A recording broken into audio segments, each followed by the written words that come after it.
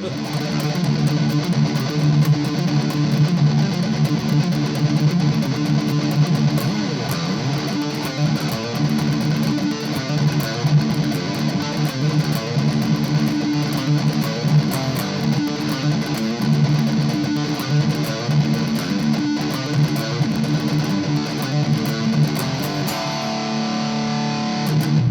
everybody, this is Dave Nasty over here at Next Level, and today we're going to do a really cool inspired by lesson, or in the style of lesson I should say, in a very fantastic group, one of my all-time favorites.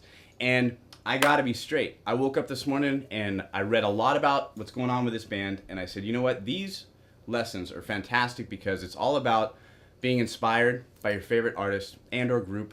And this morning I was inspired. I wrote a riff that made me feel like it would give my appreciation for this band, and I thought it would be great to teach it to you today, so let's just dive right on in. Hey everybody, please do me the biggest favor of all. All you gotta do is click on this link that you see below in that YouTube text box. You knew I was gonna say it. It's full of so much good information, and all you gotta do is click on that link. What will you get? You're gonna get a free ebook. You're gonna get a lesson that is not available on YouTube. That coinciding ebook, great scale shapes, chord diagrams, all the info that you need, you know it, and all you gotta do is just click that link. We are in a D tune setting. So I'm in standard tuning, but I have my 6th string tuned down to D. That's basically what's going on. So everything is regular business, except for my low E string is tuned down to D. So what I thought would be really cool when I was thinking about this morning was just really trying to get the driving effect and that power that comes from so many of these riffs and the style of this group that I'm speaking about. So let's just dig in here, and I'm going to keep a nice driving low string to establish this. Really easy. I'm trying to swing it.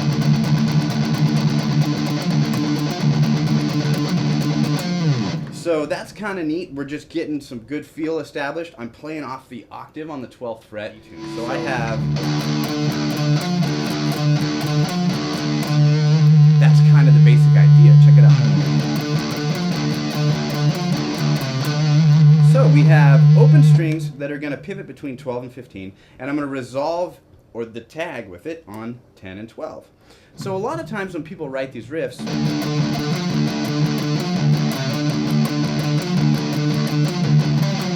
they'll do the main theme of it, then you kind of change the end and you'll call it maybe a tag, you know, tag 1 or tag 2 or a tail to your riff. And it's a cool way to approach it, so that way you just don't keep writing riff on top of riff on top of riff.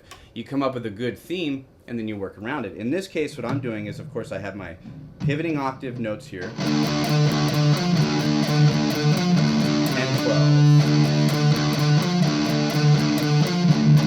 I'm going to go 10, and I'm going to get 15 here. Look at that weird stretch. And that's kind of what's cool about the style of this band. We're going to get a lot of open strings that are playing diatonic scale shapes in the key of F major. We're going to get into that, don't you worry. But right now I'm just working in an open setting.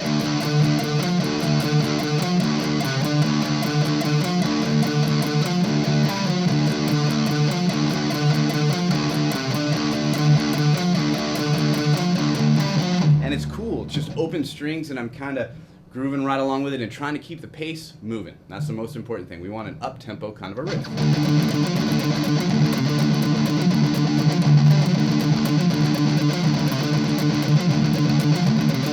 Kind of a nice little feel, really, really easy, and it's got that groove to it. Now, I've got these simple tags or tails. I could also descend it any old fashion that I would want. And those are great frets that work for this idea. You know, today what I want you to do, just take a look at where my ideas are. So take it, steal it, use it, let it be yours. But be inspired by the idea. That's the whole thing. So I'm going to mess around with that kind of concept, again, slow, just to show you the riff. And then I want to show you the second one, because I really like that one a lot.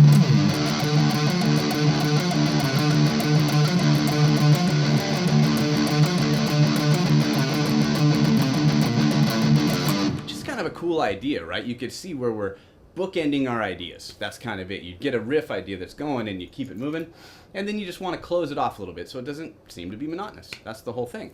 So let's say the band opens up, drummer kicks in with a sweet fill, saves me with a transition so I don't have to think about what to do to go to the next part, and we're going to play this riff.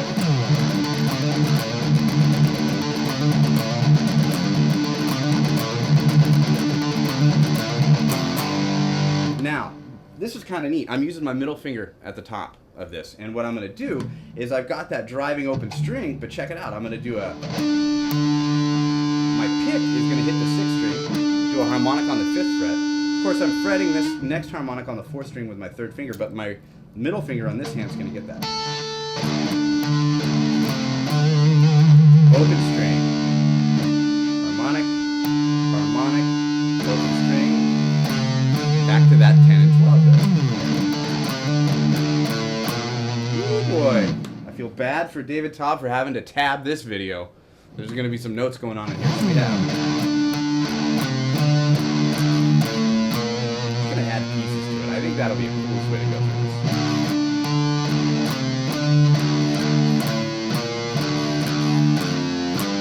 Yeah, there we go. We got that whole rhythm.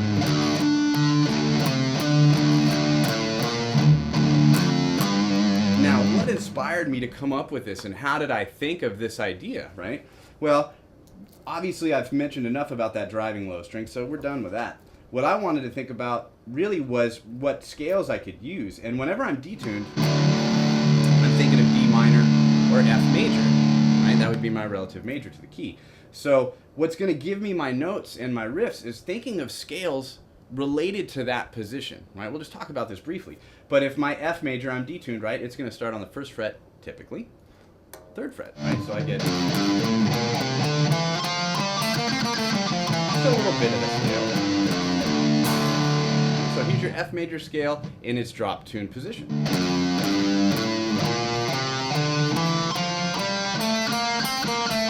Play a little bit of it. And you can really hear it resolving in that minor tonality. So if you're unfamiliar with what your scale shapes are, there's some great videos on the website that talk about putting these things in a detuned kind of a setting. So you could stop it for a moment, go back, check that out, see some other videos on this whole thing, and you could come right back to it and you're going to be right on the money. But that's how we create this sound. We use diatonic scale shapes of F major, thinking that we're in its relative minor D. And we move everything around and we can get all kinds of nice sounds here that we might not typically think to get.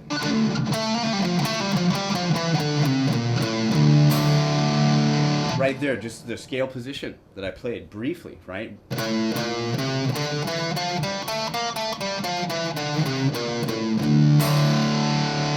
So if you were to cover low strings here, let's just do this real quick. We would have the first position that I played a moment ago where I started from 3.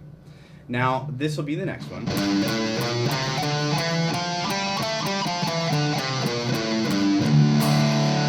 Here's going to be your next one.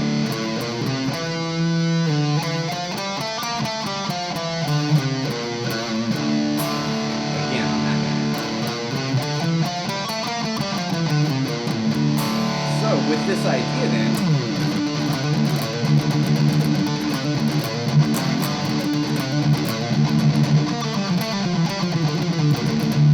all these different possibilities of riffs and patterns that if you're familiar with working on in your own playing, you can really incorporate this in this setting and you're going to establish the tonality of this band. So what's really cool today is I woke up, I felt some love for my friends, and I said I'm going to write a cool riff that's in the style of this band and I'm going to show it to you today. That was really my main goal. And that's the whole point of these lessons, is listening to these sounds and replicating them in your own way and sharing them with the world. That's what we like to do. So I'm going to jam this out a little bit. I'm going to play it one time, and you're going to be able to kind of see the whole thing all in one result. Take these ideas, work them into your own playing. Go to the website, refer to all those other videos. nextlevelguitar.com. There's a ton of information on there, and I look forward to seeing you next time. Thank you so much.